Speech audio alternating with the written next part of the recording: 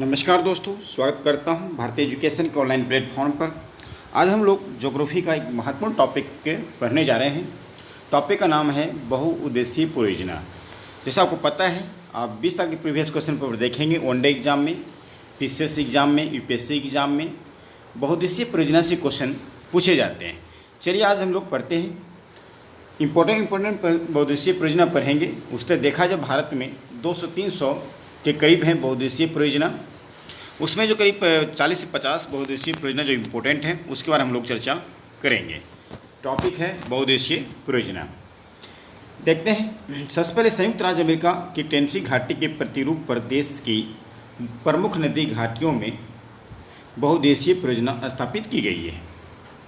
यहाँ पे सबसे पहला क्वेश्चन पूछता है, भारत में जो प्रमुख नदी घाटियों में बहुउद्देशीय परियोजना स्थापित की गई है वो किस देश के घाटी के प्रतिरूप पे स्थापित किया गया है? तो आप बोलेगा अमेरिका के टेनेसी घाटी। ठीक, वहाँ की नदी भी है टेनेसी नदी। ओके, चलिए इस परियोजना के निम्नलिखित उद्देश्य हैं। इस परियोजना के निम्नलिखित उद्देश्य हैं। सबसे पहले देखेंगे सिंचाई, जल विद्युत उत्पादन, मृदा संरक्षण, अवसाद, पेयजल, वृक्षारोपण, नौ संचालन, वन जीव अभ्यारण्य, बाढ़ नियंत्रण, मत्स्य पाल, ये सारे इनके उद्देश्य हैं। ठीक है, तो जैसे मैं आपसे पूछूं, फरक्का बांध है, एक फरक्का परियोजना है पश्चिम बंगाल में। वही क्वेश्चन पूछता है फरक्का बहुउद्देशीय परियोजना जो पश्चिम बंगाल में है वो किस चीज़ के लिए है? बिजली उत्पादन के लिए है कि पेयजल के लिए है कि सिंचाई के लिए है? इस टाइप से क्वेश्चन पूछ लिया जाता है। आपको साथ में ये भी याद रखना है। ठीक है, चलिए स्टार्ट करते हैं।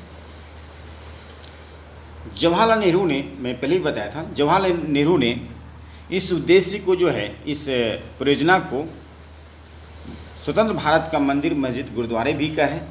किसको कहा है, ध्यान देना है। सबसे पहले स्वतंत्र भारत में दामोदर घाटी परियोजना का जो उद्घाटन हुआ है 1948 ईस्वी में। उसी दामोदर घाटी परियोजना जो है स्वतंत्र भारत का मंदिर मस्जिद गुरुद्वारे कहा गया है देश के प्रथम प्रधानमंत्री पंडित जवाहरलाल नेहरू के द्वारा। भारत की प्रमुख उद्देशीय परियोजना सबसे पहले देखेंगे दामोदर घाटी परियोजना। दामोदर घाटी परियोजना दामोदर नदी पर स्थित है। झारखंड एवं पश्चिम बंगाल लाभ उठाने वाले राज्य हैं। और ये दामोदर नदी है, ये आपको याद रखना होगा। आप सुने होंगे छोटा नागपुर का पठार। छोटा नागपुर पठार का जो सबसे ऊंची चोटी है पारसनाथ, वहीं से यह नदी निकलती है दामोदर नदी। उसी नदी पे एक परियोजना बनाया गया है दामोदर घाटी परियोजना। तो यहाँ पे लिखा भी है जो इस परियोजना से 2 राज्य को लाभ मिल रहा है, पश्चिम बंगाल और झारखंड। इसका उद्देश्य क्या है? विद्युत उत्पादन, बाढ़ नियंत्रण एवं सिंचाई। इसका 3 चीज़ों में उद्देश्य जो है, इसका उद्देश्य जो है 3 तरीक़ों से किया जा रहा है। बाढ़ नियंत्रण, विद्युत उत्पादन और सिंचाई। संपूर्ण योजना के अंतर्गत 8 बांध एवं एक अवरोधक बांध बनाया गया है।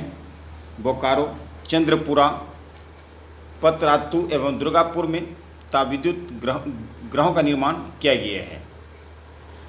अब नेक्स्ट देखेंगे हम लोग भाखरा नागल परियोजना। भाखरा नागल परियोजना, ये भाखरा नागल जो परियोजना है यह सतलुज नदी पे है। इससे कौन कौन राज्य लाभ उठा रहे हैं? पंजाब, राजस्थान, हरियाणा। इनका उद्देश्य क्या है? जल विद्युत उत्पादन एवं सिंचाई। यह संसार का सबसे गुरुत्व बांध है, 226 मीटर है। यहाँ पे एक शब्द का प्रयोग हुआ है गुरुत्व बांध। इससे तात्पर्य यह है दोस्त कि भारत में एक ऐसा बांध है भाखरा नागल बांध जो सबसे अधिक पानी रोकने का क्षमता रखता है। इनके पास संसार में सबसे अधिक पानी रोकने की क्षमता है इनके पास, इसलिए इसको कहा गया गुरुत्व बांध। ऊंचाई भी याद रखना है आपको। यहाँ पे देखा जाता है कि एक बार क्वेश्चन आया भी था, भारत का सबसे ऊंचा बांध कौन सा है? वो टिहरी बांध है जो उत्तराखंड में है। वो ऊंचाई तो है 261 मीटर, उसकी ऊंचाई है 261 मीटर टिहरी बांध का। लेकिन यहाँ यदि क्वेश्चन पूछता है भारत का सबसे ऊंचा गुरुत्व बांध कौन सा है, तो ये भाखरा नागल बांध ही आंसर मारिएगा। और इसी बांध के पीछे एक सागर है जो कि कृत्रिम सागर के रूप में इसको विकसित किया गया है, गोविंद सागर। हिमाचल प्रदेश में है। यह भारत की सबसे बड़ी बहुउद्देशीय परियोजना है। अब हम बात करेंगे व्यास परियोजना। व्यास परियोजना जो यह किस नदी पे है? तो व्यास नदी पे है। इससे कौन कौन राज्य लाभ उठाएंगे? पंजाब, हरियाणा एवं राजस्थान। इसका उद्देश्य क्या है? जल विद्युत एवं सिंचाई। नेक्स्ट, कोसी परियोजना। ये कोसी नदी पहले देखिए कहाँ से निकलती है, मैं आपको बता दूं। कोसी नदी जो है नेपाल में एक चोटी है गोसाई थान, वहीं से निकलती है। ठीक है, कोसी नदी लाभान्वित राज्य है बिहार और नेपाल। उद्देश्य बाढ़ नियंत्रण, सिंचाई एवं जल विद्युत। यह भारत और नेपाल की संयुक्त परियोजना है। कोसी नदी के बारे में आपको पता भी होगा कि कोसी नदी जो है बिहार की शोक नदी कहलाता है, और कोसी नदी जो गंगा नदी से जो है बिहार के भागलपुर जिला में मिलती है। अब मयूराक्षी परियोजना देखिए। मयूराक्षी परियोजना जो है, मयूराक्षी नदी बनाई गई है लाभान्वित राज्य पश्चिम बंगाल। उद्देश्य सिंचाई एवं विद्युत उत्पादन। इसे मैसेंजोर या कनाडा बांध भी कहते हैं। बहुत इंपॉर्टेंट पॉइंट है, इस पर ध्यान देना है आपको। सॉरी। अब हीराकुंड परियोजना। हीराकुंड परियोजना के बारे में आपको याद रखना है। यह उड़ीसा राज्य में है, महानदी पे बनाया गया है। यह विश्व का सबसे बड़ा मुख्य धारा बांध है, सबसे लंबा बांध भी है। इसकी लंबाई देखा जाए 4.8 किलोमीटर एवं ऊंचाई 61 मीटर है। महानदी, हीराकुंड बैराज एवं टीकर पारा पर 3 बांध बनाए गए हैं। टीकर पेरा पर। चम्बल परियोजना चम्बल नदी पे बनाया गया है, राजस्थान और मध्य प्रदेश। इसका उद्देश्य जल विद्युत, सिंचाई एवं मृदा संरक्षण है। राजस्थान में मध्य प्रदेश का हिस्सा इसमें 50-50 है, इस बात को भी ध्यान देना है। गड़बड़, सॉरी एक सेकेंड। इस पे कुछ और अन्य बांध बनाए गए हैं, जैसे कि गांधी सागर बांध मध्य प्रदेश में है, राणा प्रताप सागर बांध राजस्थान में है, जवाहर सागर बांध राजस्थान में है। अब रिहंद बांध परियोजना के बारे में चर्चा करते हैं। रिहंद परियोजना जो है रिहंद नदी पे है। उत्तर प्रदेश, मध्य प्रदेश इससे लाभ ले रहे हैं। उद्देश्य क्या है? सिंचाई एवं जल विद्युत। सिंचाई एवं जल विद्युत। अब हम बात करेंगे थीन बांध परियोजना। हाँ सॉरी, एक पॉइंट और छूट जा रहा है यहाँ पे। इस बांध के पीछे गोविंद वल्लभ पंत सागर नामक एक कृत्रिम झील है। ये भी क्वेश्चन पूछा गया है। गोविंद वल्लभ पंत सागर जो नामक झील है किस राज्य में है? तो याद रखिए उत्तर प्रदेश। अब है बात करेंगे थीन बांध परियोजना। यह जो परियोजना है रावी नदी पे है पंजाब में, और इसका उद्देश्य सिंचाई है। अब गंडक नदी परियोजना। गंडक नदी जो उत्तराखंड नेपाल से निकलती है, गंगा नदी से बिहार के पूर्वी चंपारण में मिलती है। बिहार और यूपी सिंचाई जल विद्युत इसका उद्देश्य है। टिहरी बांध परियोजना जो है, अब टिहरी बांध परियोजना के बारे में हम लोग चर्चा करेंगे। टिहरी बांध परियोजना भागीरथी उत्तराखंड पे स्थित है, जल विद्युत। यही टिहरी बांध परियोजना जो है भारत का सबसे ऊंचा बांध है, ये भी याद रखिएगा आप लोग। माता टीला परियोजना बेतवा नदी उत्तर प्रदेश, मध्य प्रदेश विद्युत सिंचाई के लिए जाने जाते हैं। वहीं फरक्का बैरेज परियोजना जो भी मैंने चर्चा किया गंगा नदी पे है। हुगली पश्चिम बंगाल सिंचाई एवं नौ परिवहन। माही परियोजना माही नदी गुजरात राजस्थान सिंचाई के लिए प्रयोग किया जाता है। नर्मदा घाटी परियोजना नर्मदा नदी गुजरात मध्य प्रदेश महाराष्ट्र एवं राजस्थान।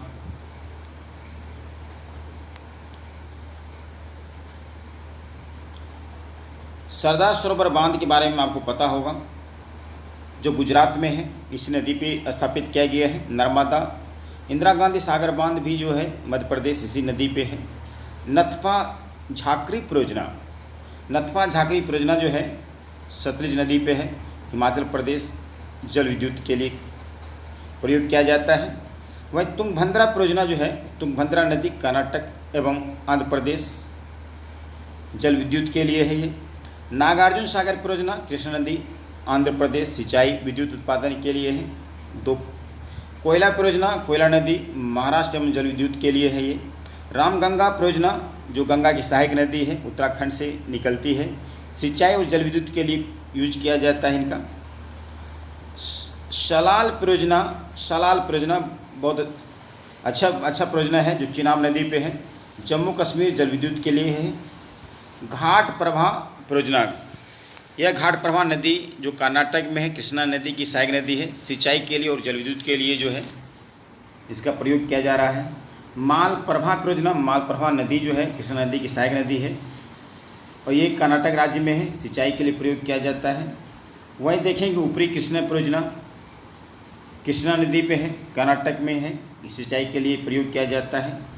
पश्चिमा पाद परियोजना गोदावरी नदी आंध्र प्रदेश, सिंचाई के लिए है।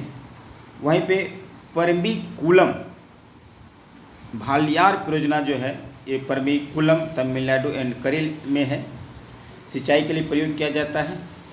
अलमाटी बांध परियोजना जो है कृष्णा नदी आंध्र प्रदेश, केरल और कर्नाटक में है, जल विद्युत एवं सिंचाई के लिए प्रयोग किया जाता है। वहीं बात करेंगे मेटूर परियोजना, मेटूर परियोजना, तो मेटूर परियोजना जो है दोस्त कावेरी नदी तमिलनाडु में है, कावेरी नदी तमिलनाडु के में है, जल विद्युत के लिए प्रयोग किए जाते हैं।